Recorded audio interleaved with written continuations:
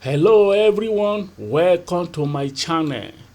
In our previous discussion on the poem Bat by D.H. Lawrence, we analyzed the stanzas of the poem.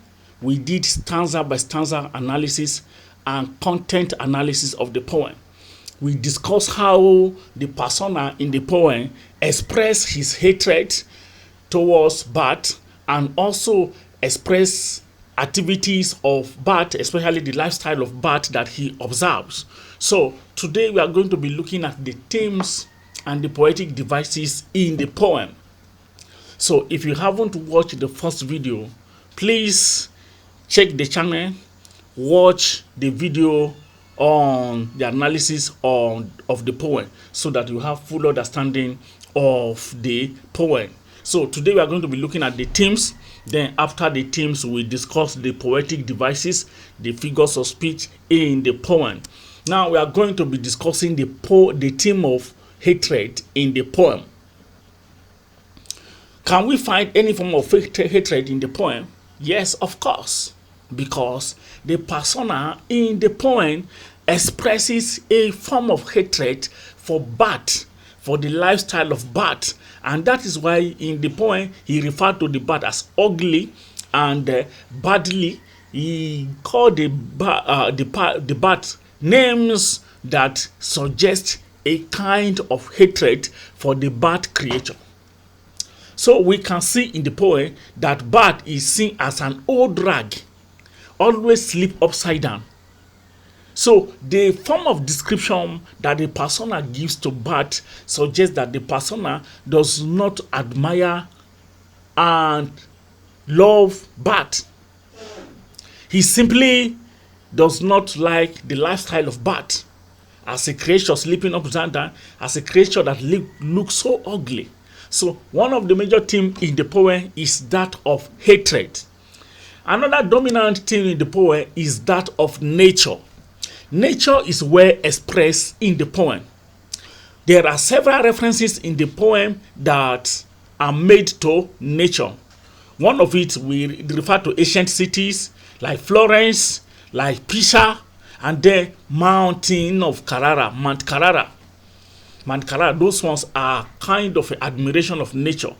And also we see he made reference to Ponte Vaccino and also River Arno that has a kind of natural beauty, and the landscape surrounding River Arno, he described all of them.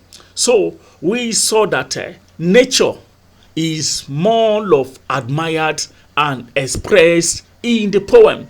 It's not like Bat, that the persona hates Bat and express a kind of negative opinion about Bat.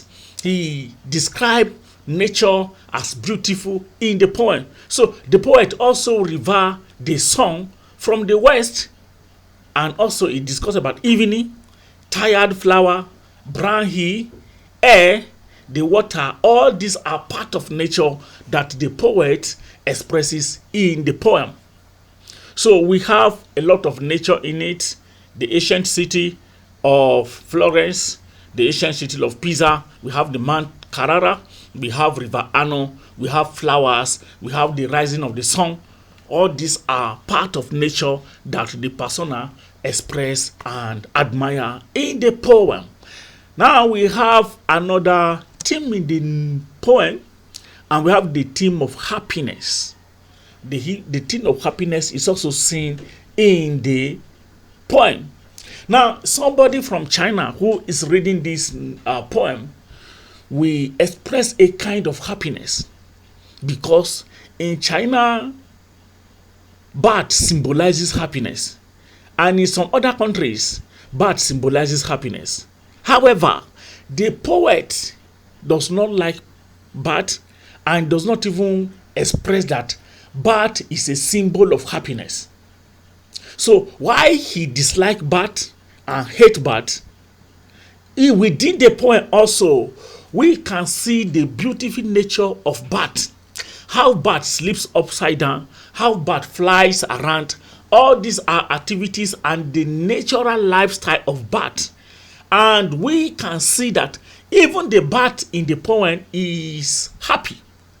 the way he lives, the way he flies, the way he sleeps, all these are form of a kind of happiness to the bat, in a way that the bat, we are not told that the bat was sick, or the bat was angry, or the bat was sad. So the bat was living a normal, happy life. So in some area also, when we are giving contextual interpretation to this poem, also we realize that this bat is not just is not a creation of ugly, but it's also a symbol of happiness to several people, and those who admire bats as a natural animal will really be happy seeing the poet describing the activities and the lifestyle of bats in the poem. Okay, so another theme in the novel is that of opinion and personal opinion of the poet, and also the theme of anger. We can see that even the poet is angry. The persona in the poem is angry in a way that he hates how nature allows bat to express itself. Then let's look at some of the poetic devices in the poem. No, one of it is the use of language. I can say that the use of language in this poem is somewhat aggressive and unfriendly, especially in the description of bat. And that is why the persona described bat as flying madly, voice indefinite, widely vindictive, old rag, black piper, all these devil or evil. All these are ways, disgusting ways that bat is described. So the use of language, especially in reference to bat in this poem, is kind somehow aggressive and disgusting, and even sad, in a way that somebody is describing something that he does not like. Okay, but the description of nature is good. It's a friendly language, beautiful and simple to understand, simple English that each person can be able to understand what the poet mean. Okay, another poetic device in the poem is that of allusion. There are several allusions in the poem. Allusion is reference to something which is already known, either by the reader, by the listener, or if the reader or the listener do a little research, can be able to know and understand it. So we have reference to Ponte Vecchio, we have reference to Florence, we have reference to River Arno, we have reference to Mountain Carrara. All these are allusions to things that are already existing even before the poem was composed. So there are several other references, there are several other allusions in the poem. So this poem is realistic in nature, in a way that most of the references are to things that we can see, or to things that are existing up till now today. We have the city of Florence is still existing, Mount Carrara is still existing. Okay, so all these, River Arno is still in existence. So it's a kind of realistic poem in which the poet make a lot of references and allusion to things that are realistic, to things that are existing. Okay, now let's look at another poetic device used in the poem is simile. Some people pronounce it as smile, but here we pronounce it as simile. Okay, so whatever we will pronounce is, just understand my point. So the use of simile is also dominant in the poem. The poet compared the ugly appearance of bat to that of an umbrella. I believe you know what is umbrella, which we use sometimes to shade our head from hot sun, from rain, from snow. All these are some of the things we use umbrella for. Now, the appearance of umbrella is being compared to that of ugly bat. Why? Because the bat have wings, or a kind of wing that he used to fly.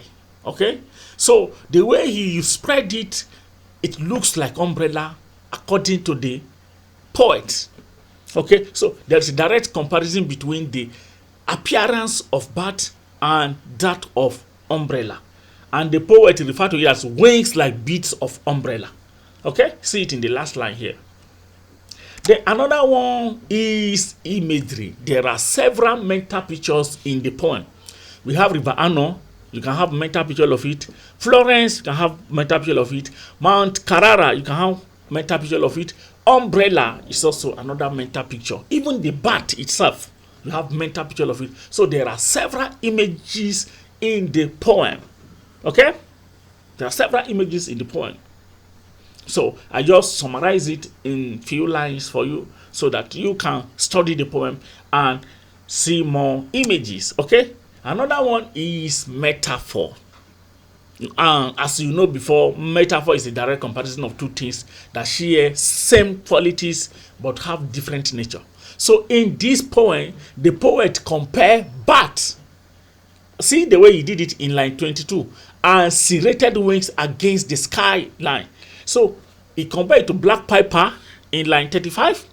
Little lumps that fly in air, he compared it to air in line 36. So these are some of the comparisons that are based on hatred towards bat.